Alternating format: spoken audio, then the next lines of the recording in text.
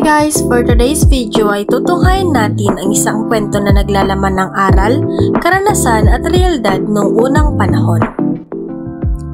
Ang arranged marriage ay isang sapilitang pagpapakasal ng dalawang tao na walang simbolo ng pagmamahalan na maaaring kagustuhan ng magulang lamang.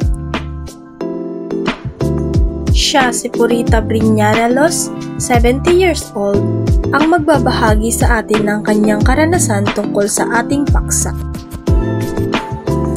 Ang kanyang ama ay si Dominador Briña at ang kanyang ina naman ay si Limonada Briña na pareho ng maalam sa ating mundo. Ngayon ay pakinggan natin ang kanyang kwento. Maray na lang lang po rin.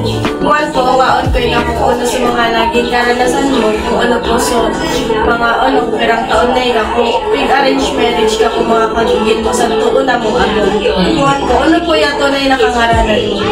Purita Briña. Ayos. Perang taon pa ikaw ko pig-arrange marriage ka. Perang taon pa ikaw ko kinasal ka. Ay anong taon?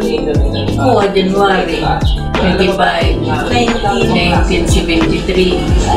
Tapos, ano po kantungalan po na mo? Rulfo. Tapos, pero po sa nagiigin ninyo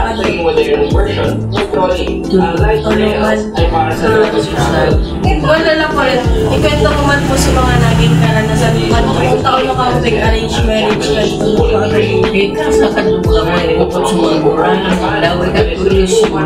Ang pagkago ko mga nagiging, dahil ko ang ikot ko lagay ka. Ang mga pagkago sa mga buran, ay paakit na yun. Ako sila nag-isara. Hindi ko pag-alam, hindi ko kakasunduin. sa peritan pala na ito mga naman sabot na kasal sa Yan ang pwede naman na na-develop mo siya. So, huwag ko tanagpot naman. Na-develop mo siya naman. tapos kinasalman ka mga dalabar sa siba Sabi nga rin suka ang ato. ano naman lang Tukad perception. tapos nagpirang taon man ka mo Hindi mo kasahan. Grabe limang taon sa nagta. Kasi ay, secretary, kinasal ko sa date na mula New York to Los Angeles. Mahirap. sorry ka mo kadala na pa rin Hindi na ito ang balik. Hindi lang pa naman ito sa mga hindi man nakato na kaunuhan hindi mo ito talagang pag hindi gusto nila sarap na bubuo.